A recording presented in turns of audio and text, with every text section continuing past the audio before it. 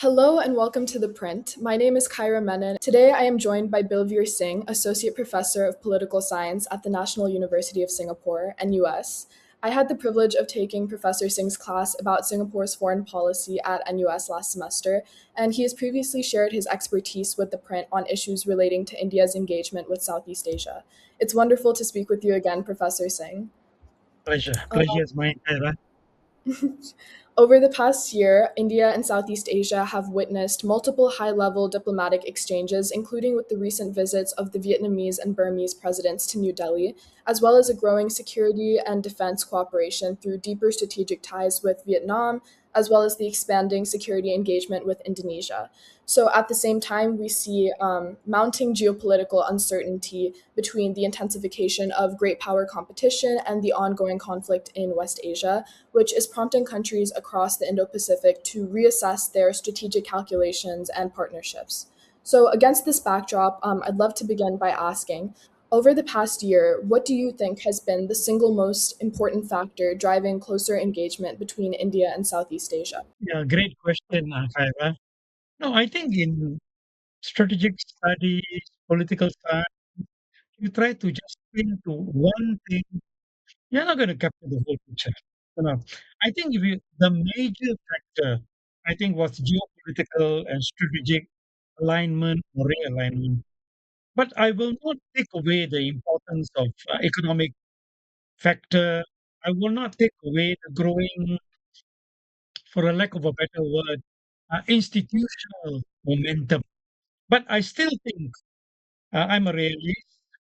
Political realism has brought India as the most important country in the subcontinent with ASEAN. ASEAN is not a myth, but eventually it's a sum total of 11 states today, each with competing, vying, differential national interests.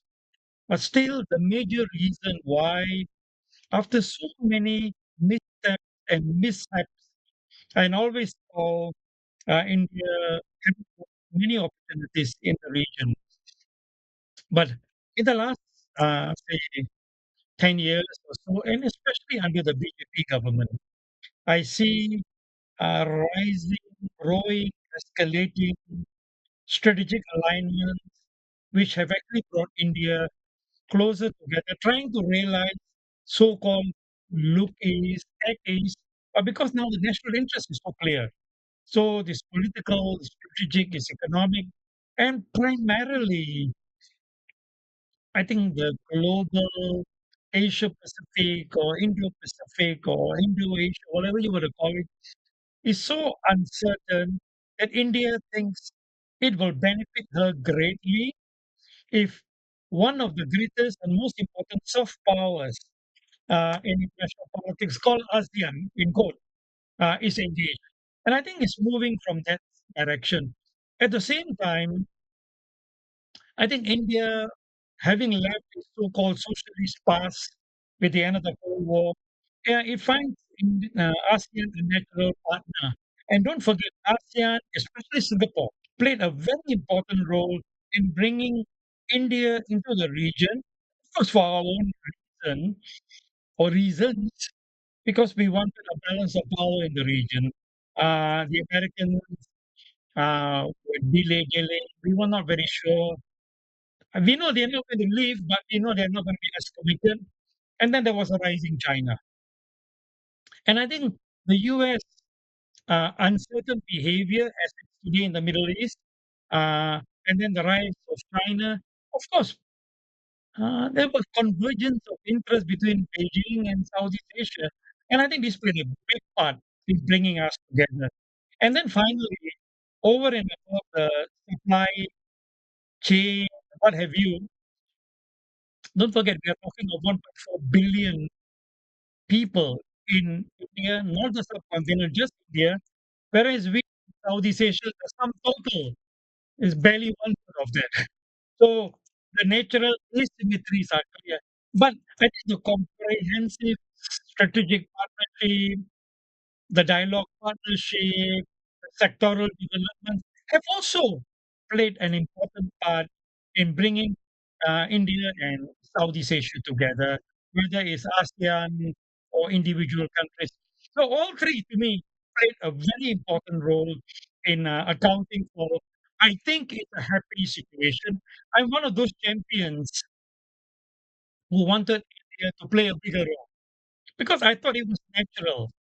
Don't forget, nobody hates India in Southeast Asia. No one really, quote unquote, fears India in Southeast Asia. Unlike we have a lot of fear of China because China has a lot of issues, and we have a lot of disrespect for the United States because it cannot be trusted. So India do not have these deficits. So for me, not because I'm a Indian origin Singaporean today, but I thought from geopolitics. Don't forget, India gave birth to Kautilya and Chanakya, the father of realism in the world. And yet, in the practice, India was very slow. So I'm happy today it's where it is today, and let's hope that it grows faster and we have a natural relationship of closer India Southeast Asian ties. So I think that's my response to you.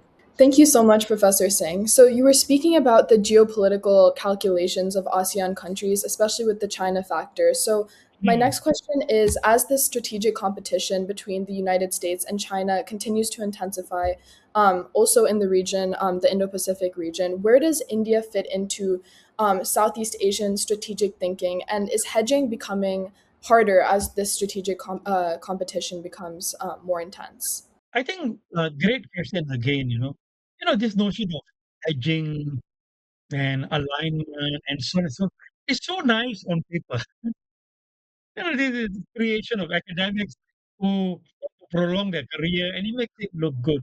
But the real world is so messy, it's so complex, it's so complicated that there are so many multi-layered actors from individuals to organizations, state and non-state, then state themselves and their leaders.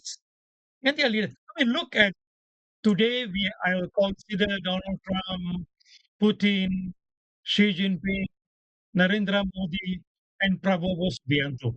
Five strong men in the world. So, in the same way, I think over time, many things have actually brought them together, and the complexities which are emerging are also pushing both tectonic blocks together and closer. And I think that's the way to go. It's not one factor, as I mentioned earlier. It's a sum total of bringing them together because they, at the end of the day, have to calculate. Because each leader is responsible to the electorate he is leading. And because of that, you are seeing the movement as it is. To me, one factor, if anything, is survival of both players. The benefit of both players. Or put it in another way, if I don't move forward in the relationship, I stand to lose. So it's no longer a question of zero sum game, it's a plus game. And I think that's what pushing them together. You see, ideology like the Cold War, even in the Cold War, I never believed ideology was such a big thing. It was an invention of the Americans to create us versus them. They still want to do the us versus them today. Okay, but I think we have outgrown them, and we are looking at what is going to benefit us. What do Southeast Asians see in India? A great path, a great country, a great tolerant country, and a high moral ground country, and so on and so forth. So India has a lot of soft power to sell. And in the last 20, 30 years, India today is a military power, a political diplomatic power, and at the same time, a reservoir of social, cultural, moral, ethical strength. So I think these are the things which are bringing us together in a way, in a happy mode. And I just hope because of this strength, India, and then maybe we can talk about last question. India actually can play a far more proactive role, say, in resolving some of the issues, because it is not a player who stands to benefit by siding one or the other. It stands to benefit by bringing peace. So I think that's the way to move forward. Thank you so much, Professor Singh. So, the next question is: in your opinion, among the Southeast Asian countries, which governments appear to be most enthusiastic about deepening ties with India and which remain more on the cautious side? And what helps explain those differences? Again, it's a very difficult question. The reason being simple. When you say closer ties, geographically, it's Myanmar, your immediate land border neighbor. Economically, it's Singapore. It's Singapore. But if you're looking from the social, cultural dimension, then it's Thailand. But if you're looking from geopolitical security and all that, then it's Indonesia. It's Indonesia. Don't forget when you call that part Indian Ocean, President Sukarno called it the Indonesian Ocean. It tells you something. So to me, uh, different countries have got different interests, varying things. But to me, as a Southeast Asianist, we have our list of troubles and challenges with India. That one country which have been consistent, loyal, and proven by deeds and word that it's a friend of India and India is a friend of that country, then it's simply Indo-Vietnamese relationship. Vietnam has been a tried and tested, loyal friend of India and vice versa. And maybe there's a lot of things all the other 10 countries in ASEAN can learn from India-Vietnamese relationship. It's political. Don't forget this. Back to the 1950s. Even Indonesia had relations with India in the 50s. But no one had far more resilient political diplomatic than economic. Even at the time of India's quote unquote economic weaknesses, it remained a loyal friend of Vietnam. And then, in the face of the Cold War led Western American enmity with Vietnam, India stood still. And having reaped the tried and tested investments of the last 40, 50 years, once the Cold War ended, India just boomeranged forward. And you don't have to explain and justify why India and Vietnam are close. So to me, today, when you look at hard and soft power and all the sectors of political, economic, social, cultural, military, then India-Vietnamese relationship are to me the pinnacle and the model to follow through. And I think that's a good story there. That's a good story to sell and a good model to pursue. And I think a lot to learn for India, why it was able to sustain Vietnamese friendship. And for the rest of ASEAN, how Vietnam was able to win and sustain the trust and loyalty of India and even the assistance, even at the point when Vietnam was being bombed far more than during the Second World War put together. And this is what closeness to me is.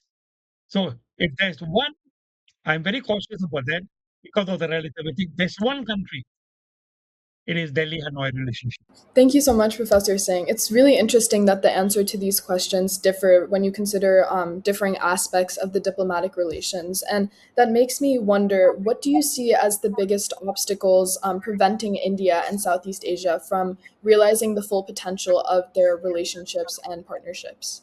Uh, Again, good, thank you. I think one is the lost opportunity from India. Don't forget, in the Cold War, India was on the other side of the fence. You don't have to go far. You just remember what happened during the war in Cambodia. So India was backing the aggressive Vietnam, the Soviet Union. So that even though with the Cold War it ended, that that taste in the mouth, I think remains, and therefore there are people who benefit by playing. Hey, India was a bad guy before, don't trust them. And don't forget, this is worsened by the fact that the Indian diaspora is not strong domestically in every country in Southeast Asia. I'm sure you know the small number of Indians in Singapore or Malay, for the rest of Malaysia, rest of Southeast Asia. So I think there were obstacles because of the past. Number two, if you're looking at strong social cultural relationship in general, then again, I think the power is small. The power is small. Largely, Southeast Asia is in a way closer to the Malay world or the Sinic world, China, rather than India. You can see that very clearly. You just need to walk in here. I mean, then where are the Indians? So that number two.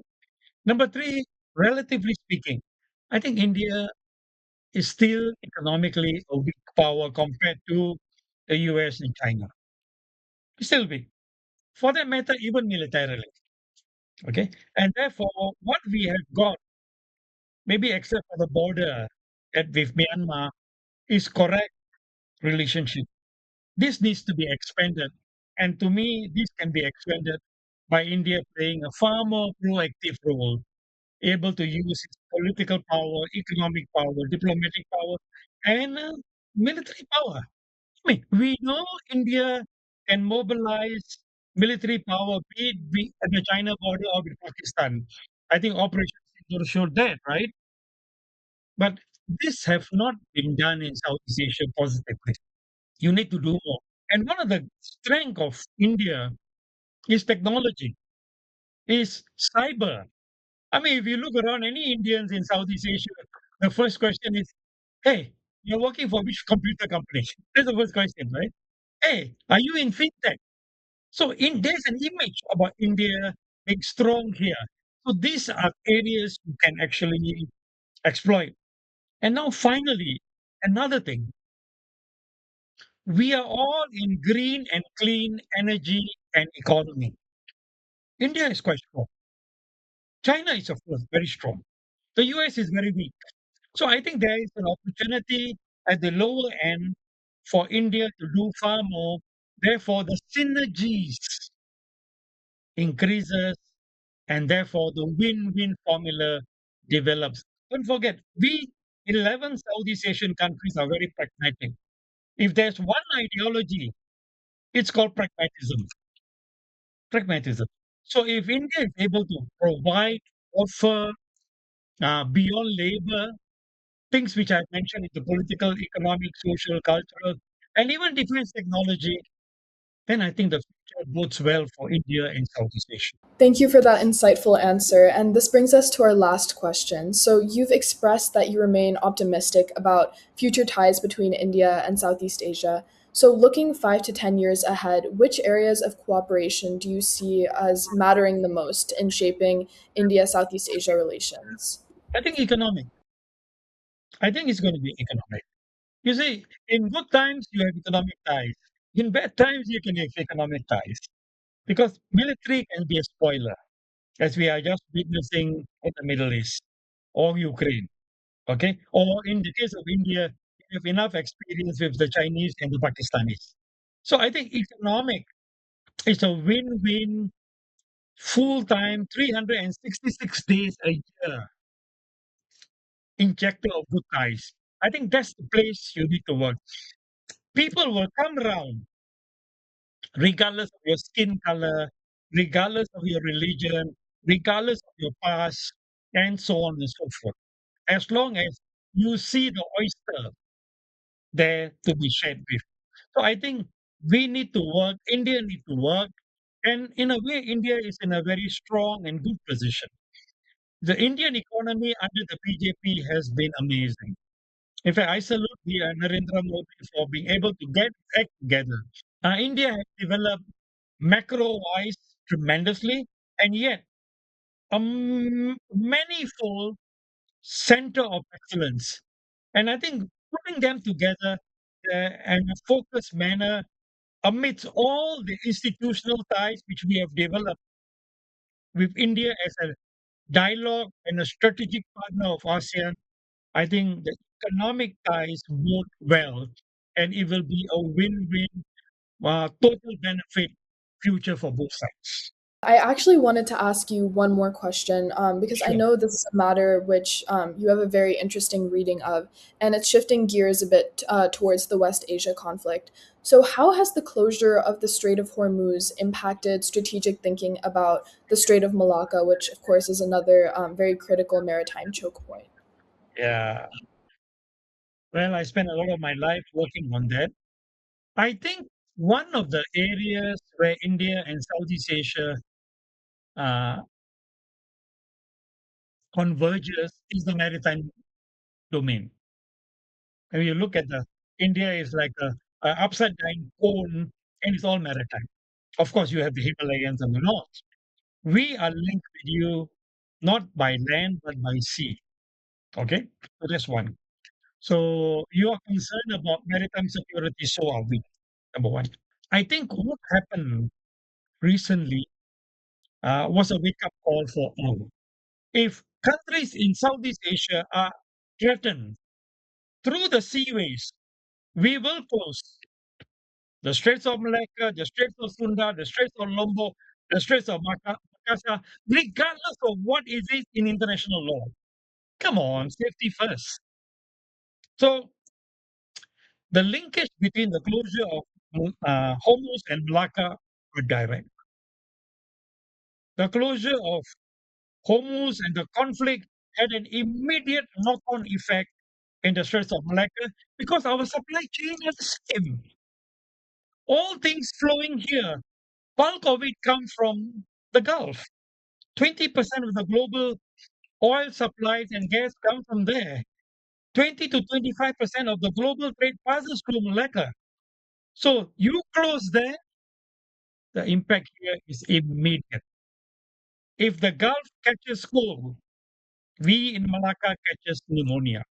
So I think the lesson learned is how do we create a geopolitical, geo-economic, political, economic architecture so that important straits, which are about the existential survival of the world, are not closed.